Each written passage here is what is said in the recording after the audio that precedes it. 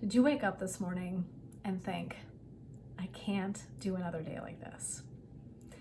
Struggling to get yourself out of bed, to drag yourself to a job that you do not feel connected to anymore. And super successful person, you've got this incredible business you've created or this career-driven path, and it's exactly where you thought you wanted to go, only to arrive and go, how did I get here, right? It's from the good old song, right? How did I get here? How is this my life? And so if this is you, hi, my name is Jen. I am the founder and owner of Laughing Lotus Wellness, transformational purpose coach and expert.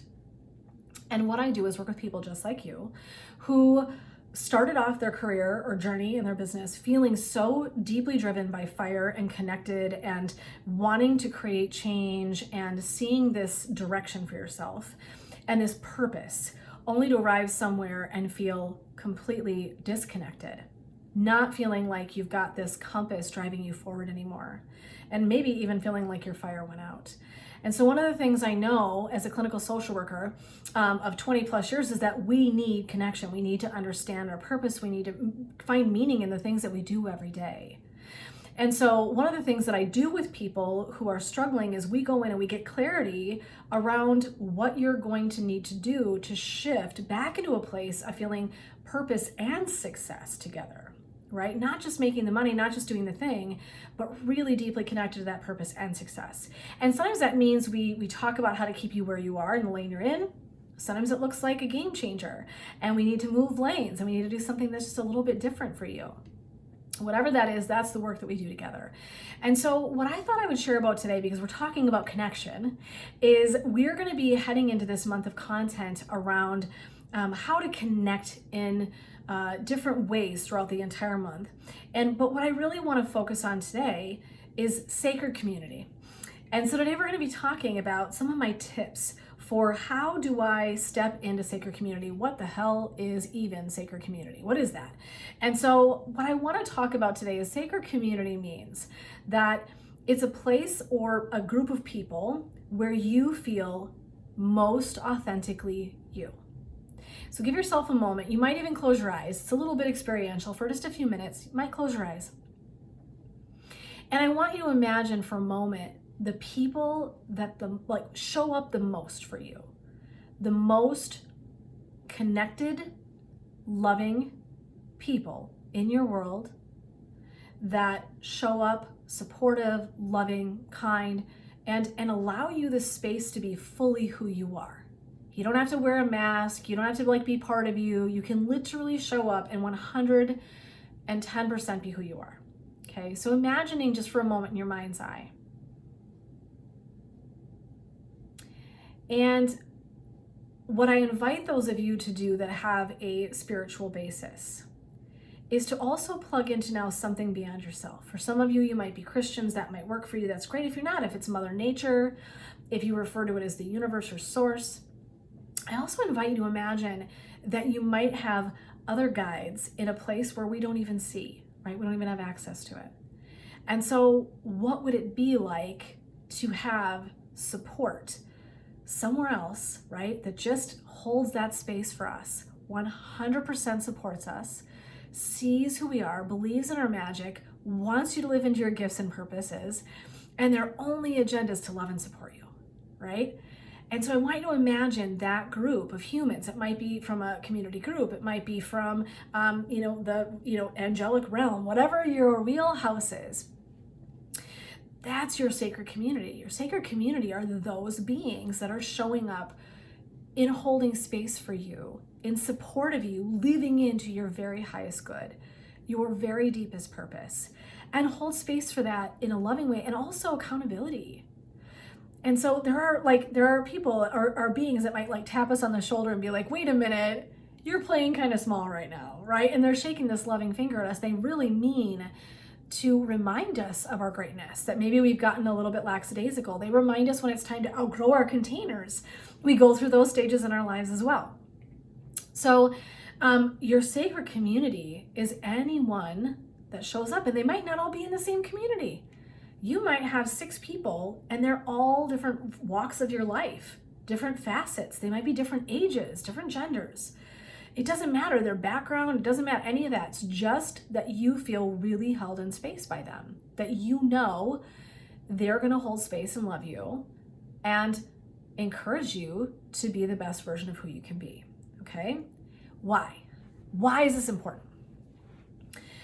Sacred community is a space where we're going to grow and learn to step into that highest version of ourselves. We can do incredible work by ourselves. We can read all the books, attend all the events. We can go to classes. We can train in certifications, right? We can do all these things. And individually, they're so profound. And this is like the icing on the cake. If we take that community, if we take that sacred community, we expand our growth outward, in with others, it's exponentially driving up your wisdom and journey and experience. And so we really want to access that. And so it's really kind of the most beneficial space where we can step into, be challenged, be held, supported, and grow, but really also taking in other people's wisdom and teachers. And so it's the soul classroom, right? We want to think about it as a soul classroom. And so you're going to grow exponentially when you are in community. So I am such a firm believer that if you've ever stepped into a good community, if you ever have, I hope you have. I hope you've had a really powerful experience somewhere. I've had a few really profound experiences in groups. And very often I am challenged to step into the best version of myself. When I find when I'm in a really good community, people inspire me to want to do more, to want to show up in the best way that I humanly can, to show up the most authentic, transparent, loving, kind, connected, peaceful. It's this really incredible energy generated by others. And we can create some of our own, but it's not the same. They're two totally different things. And both super crucial to the journey. I wouldn't dismiss either. But I really think that one area where some people really struggle is to actually nab this idea of like, I need to be in sacred community. I need to be with people who are going to help grow me. Again, I need to be with people who are going to help grow me on this journey. So we've talked about the why, exponential growth, just fiery, crazy, incredible, transformative growth. That's one. Two, that sacred community looks like living people who've passed on, angels, whatever your wheelhouse is, the spirituality, it's pulling all of that into you. And so that's really your sacred community. It's just a group of people that you most know have your back. They want you every single step of the way to step into your greatest self, that highest purpose, that best and most talented part of you. They want you to show up in that. And they're going to encourage, hold space, and accountability for you to do that work, okay? Now, how do we do this? So I'm just going to give a couple of ideas. Try on groups. It might take you a handful. I'm going to warn you. We like to think this is short and sweet, but it's not. And so I'm really going to tell you that I've been in some groups that are incredibly powerful, and I've been in some groups that unfortunately kind of fall apart at the seams. Some things that I want to tell you that you might look for or think about, right? What's going to inspire? What kind of group, Jen? So you're looking here for like commonality, shared vision. You want to have safe boundaries, so that group really needs some structure, because sometimes what can happen is we can show up and there's loose ideas about what we're all doing there. What are the guidelines? Can people be selling stuff in your group? Can they be talking about certain things in your group? And so what happens if people come into creating a group and they're not really mindful, what can happen is the very fabric of the group can kind of come undone. And so it's not intentional, it's not malicious. It's just that we have to be super mindful. This is not something I like to do.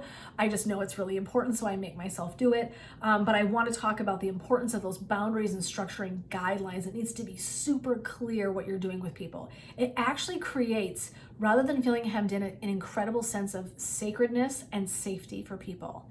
And if people are going to do really transformative work, they're going to need that sense of safety, that gut instinct of safety.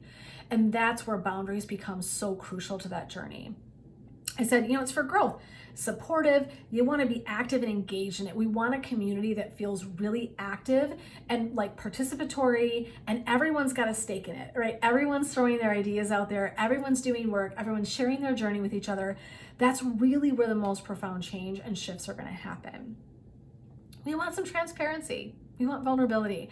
Just talking today in one of my communities about transparency and vulnerability. And some of our groups were really leaning into this. People were really talking about some private things.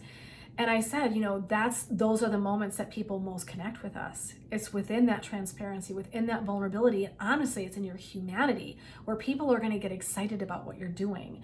They like to see our humanity, our realness, that truthfulness at the core of who we all are. And so there's something really profound in that. So when you're joining a community, I would be looking for that. I mean, you do you, right? I'm looking for transparency and vulnerability and powerful change and transformation with leadership that's really kind and loving and just and present, but also leadership that knows how to step out, right? To allow a community to grow itself, right? That it's not like having this big guru in it, rather it's just having a guide.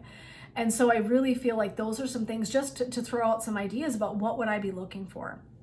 Again, what you want to be looking for is look for community. How do you feel in it? How do you feel in it?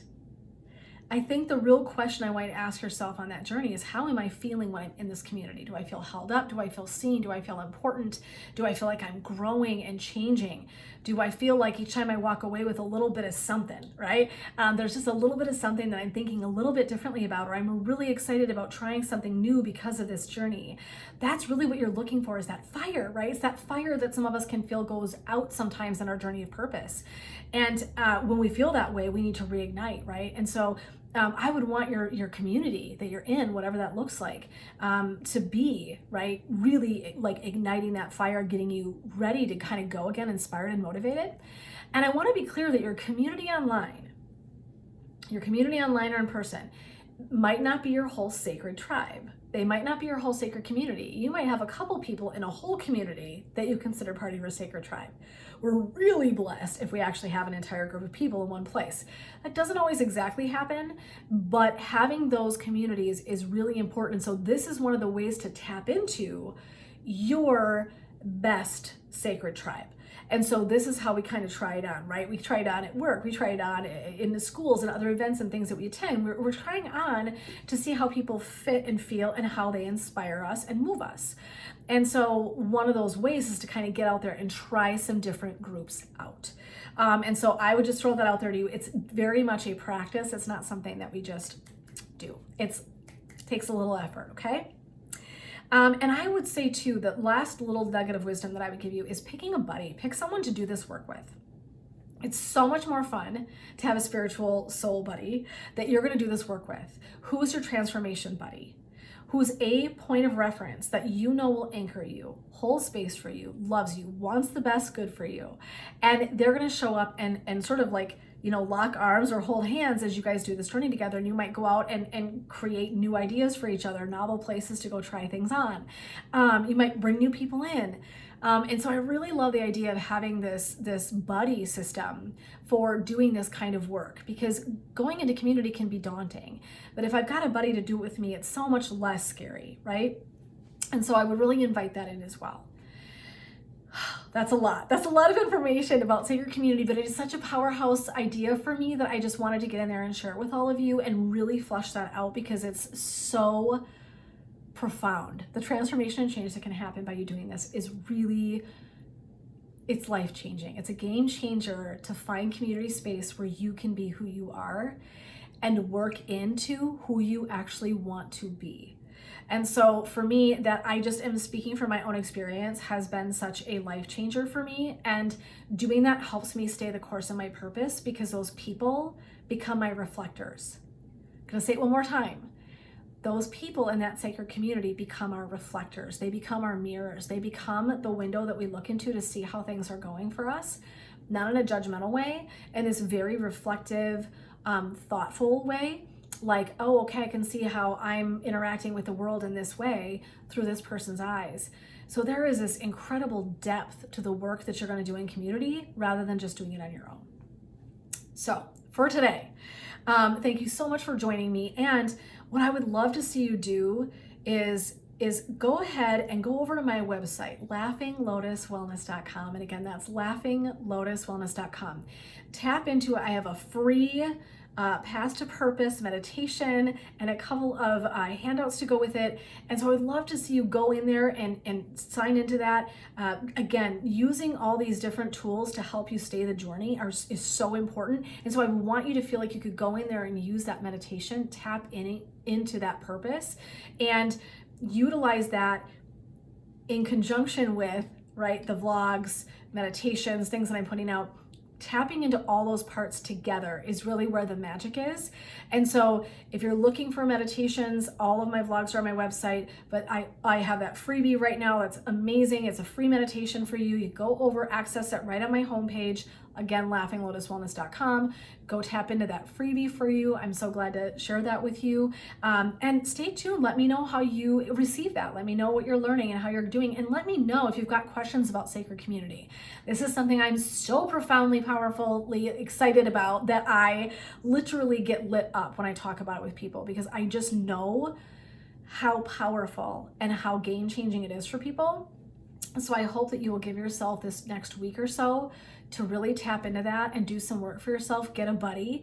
And with those ideas in mind, go and seek out some transformative community to be a part of to help you either realign on that path to purpose or find that path to purpose.